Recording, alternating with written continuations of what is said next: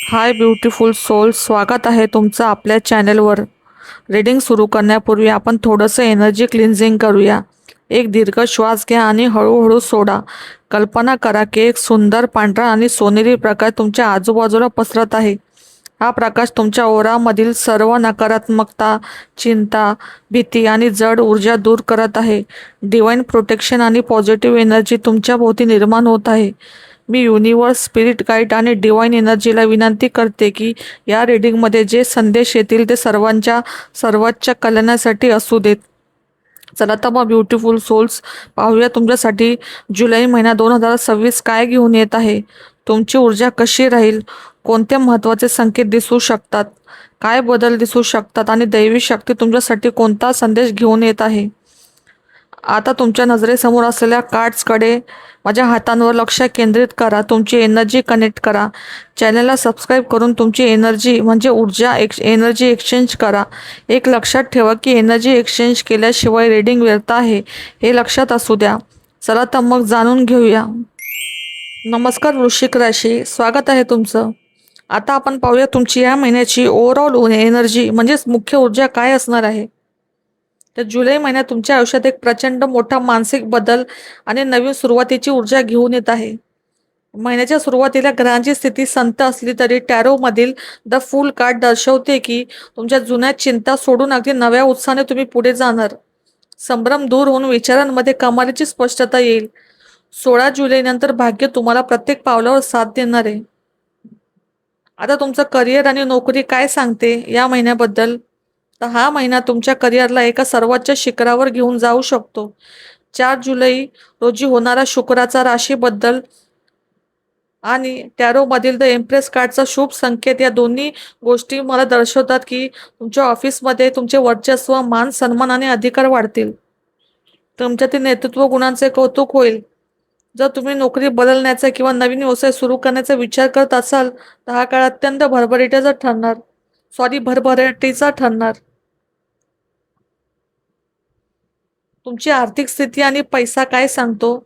आर्थिक बाबतीत हा महिना मोठा चढ उतारानंतर भरघोस यश देणारा ठरणार.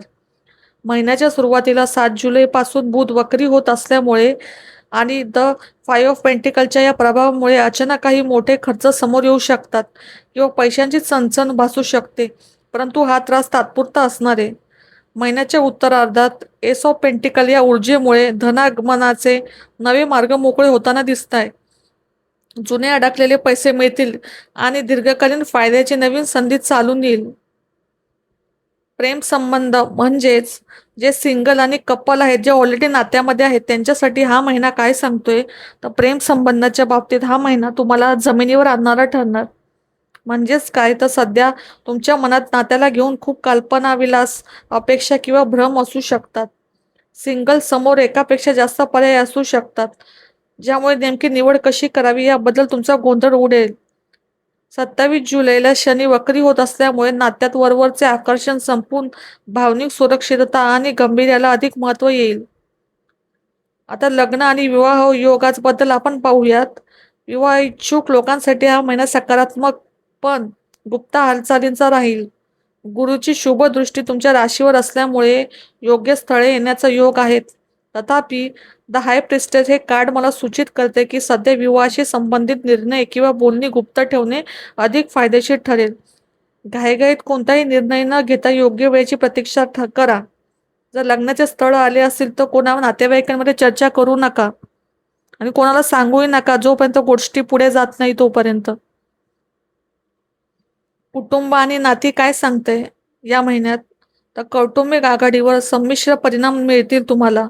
चौथ्या घरातील राहूमुळे घरात किरकोळ मतभेद किंवा आईच्या आरोग्याविषयी चिंता निर्माण होऊ शकते, परंतु द स्टार या कार्डच्या शुभ प्रभावामुळे जुने चालत असलेले घरगुती वाद मिटतील. कुटुंबात पुन्हा एकदा शांतता, समन्वय आणि गोडवा निर्माण होईल. घरच्यांचे भावनिक पाठबळ तुम्हाला कठीण प्रसंगात बळ देईल. मित्र आणि सोशल लाईफमध्ये तुम्ही खूप हलके फुलके क्षण अनुभवाल. नवीन मित्र बनतील आणि जुन्या मित्रांसोबत आनंदात वेळ जाईल. मात्र ग्रहांच्या स्थितीनुसार मित्रांशी संवाद साधताना अहंकार किंवा गर्वाची भाषा वापरणे टाळा. कोणावरही आंधळा विश्वास ठेवू नका, अन्यथा फसवणूक होऊ शकते. आरोग्याच्या बाबतीत हा महिना कमालीच्या सुधारणेचा राहील, हिलिंग होईल. जर तुम्ही मागील काही काळापासून शारीरिक किंवा मानसिक त्रासातून जात असाल तर या महिन्यात तुम्हाला मोठा आराम मिळेल. ग्रहांच्या प्रभावामुळे पित्त, उष्णता आणि अपचनाचा थोडा त्रास होऊ शकतो. त्यामुळे खाण्यापिण्यावर नियंत्रण ठेवा आणि पुरेशी विश्रांती घ्या. कामाच्या संदर्भात किंवा व्यवसाय निमित्त अचानक प्रवासाचे योग येतील. प्रवासाचे नियोजन अतिशय अचूक आणि वेगवान होईल. सुरुवातीला राहू केतूमुळे प्रवासात किरकोळ अडथळे येऊ शकतात, परंतु अंतिम निकाल तुमच्या बाजूने लागेल आणि हे प्रवास आर्थिकदृष्ट्या फायदेशीर ठरतील. जे शिक्षण क्षेत्रामध्ये आहे, कुठल्या परीक्षा देत आहेत त्यांच्यासाठी, विद्यार्थ्यांसाठी हा महिना अत्यंत उत्कृष्ट आणि फलदायी ठरणार. 16 जुलैनंतर सूर्य आणि गुरुच्या शुभ आशीर्वादामुळे तुमच्या बुद्धिमत्ता आणि एकाग्रता तीव्र होईल. जे विद्यार्थी रिसर्च, गुप्त विद्या, ॲस्ट्रॉलॉजी, सायन्स किंवा सखोल अभ्यासात गुंतलेले आहेत त्यांना मोठी यशप्राप्ती होईल. परीक्षेत उत्तम गुणांची अपेक्षा करू शकता तुम्ही. आता तुम्हाला सगळ्यात मोठी गोष्ट म्हणजे कुठल्या गोष्टीपासून तुम्हाला सावध राहायचं आहे या महिन्यात, तर ती अशी: या महिन्यात तुम्हाला तुमच्या रागावर आणि घाईघाईत निर्णय घेण्याच्या वृत्तीवर ताबा ठेवावा लागेल. कल्पनेच्या दुनियेत किंवा दिवसा स्वप्न जगणे बंद करून प्रॅक्टिकल राहा. महिन्याच्या सुरुवातीला आर्थिक चणचण भासल्यास निराशा होऊ नका किंवा नकारात्मक विचारांच्या आहारी जाऊ नका, कारण परिस्थिती लवकरच बदलणार आहे. कोणत्या संधी मिळू शकतात तुम्हाला या महिन्यामध्ये? हा महिना तुम्हाला मोठ्या प्रमाणात आर्थिक सुबत्ता, नवीन व्यावसायिक करार किंवा नोकरीत मोठी बढती किंवा पगारवाढ मिळवून देण्याचा उत्तम संधी निर्माण करेल. यापैकी कुठेतरी एक संधी मिळण्याचे चान्सेस आहेत. नवीन मालमत्ता किंवा गुंतवणूक सुरू करण्यासाठी हा सुवर्णकाळ आहे. तुमच्यासाठी आता सर्वात महत्त्वाचा मेसेज म्हणजेच काय? युनिव्हर्सचा डिवाइन मेसेज, दैवी शक्तीचा तुमच्यासाठी काय मेसेज आहे खास? ब्रह्मांडाचा तुमच्यासाठी असा संदेश आहे की तुमचे कठीण दिवस आता, संघर्षाचा काळ आता संपत चाललाय. तुमचे प्लॅन सध्या कोणालाही सांगू नका. शांतपणे पडद्यामागे काम करत राहा आणि ब्रह्मांडांवर पूर्ण विश्वास ठेवा. तुमची एक नवी आणि उज्ज्वल वाट पाहत आहे. तुमच्यासाठी उपाय काय या महिन्याचे? अफर्मेशन रेमेडीज, तर दर मंगळवारी हनुमान चालिसाचे पठण करा. मानसिक शांतता आणि समृद्धी आकर्षित करण्यासाठी रोज सकाळी माझे जीवन पूर्णपणे समृद्ध, सुरक्षित आणि आनंदी आहे हे पॉझिटिव्ह मंत्राचा, अफर्मेशनचा जप करा. निसर्गाच्या सानिध्यात काही वेळ घालवणे तुमच्यासाठी फायदेशीर ठरेल. महिन्याच्या शेवटी अंतिम निष्कर्ष काय निघतोय? आउटकम. एकूणच विचार करता जुलै 2026चा महिना तुमच्या राशीच्या लोकांसाठी दीर्घकालीन प्रगती आणि आर्थिक समृद्धी, लॉंग टर्म ग्रोथ आणि अबंडन्स देऊन जाणारा ठरणार आहे. सुरुवातीचे किरकोळ अडथळे पार करून महिन्याच्या शेवटी तुम्ही आर्थिक, व्यावहारिक आणि मानसिकदृष्ट्या अत्यंत मजबूत, स्थिर स्थितीत असाल. जुलै 2026 या महिन्यात तुमच्या बाबतीत 100% घडणारी एक सर्वात मोठी गोष्ट म्हणजे पैशाच्या बाबतीत होणारा एक खूप मोठा आणि सकारात्मक बदल.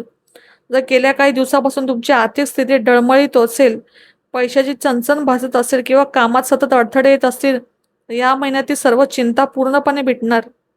तुम्हाला अचानक कुठून तरी नवीन कामाची किंवा व्यवसायाची अशी एक सुवर्णसंधी मिळेल, ज्यामुळे तुमच्याकडे पैशांची आवक खूप चांगल्या प्रकारे वाढेल. तुमचे कुठे अडकलेले किंवा बुडालेले पैसे असतील तर ते देखील या महिन्यात अचानक तुमच्याकडे परत येतील. थोडक्यात सांगायचं झाले तर हा महिना तुम्हाला आर्थिकदृष्ट्या खूप मजबूत बनवून देईल आणि पैशांच्या बाबतीत येणाऱ्या अडचणी 100% दूर होतील. अशाच आध्यात्मिक, सायकिक आणि ब्रह्मांडीय संदेशाच्या सखोल मार्गदर्शनासाठी आपल्या चॅनेलला नक्की सबस्क्राईब करा. कमेंट करून तुमची ऊर्जा नक्की नोंदवा. तुम्हाला या रीडिंगमधील कोणत्या गोष्टी स्वतःच्या परिस्थितीशी जुळणाऱ्या वाटल्या ते खाली कमेंटमध्ये सांगा. थँक्यू युनिवर्स लिहून या सकारात्मक ऊर्जेचा स्वीकार करा. पुन्हा भेटूया पुढच्या रीडिंगमध्ये. तोपर्यंत श्री स्वामी समर्थ, श्री स्वामी समर्थ, श्री स्वामी समर्थ.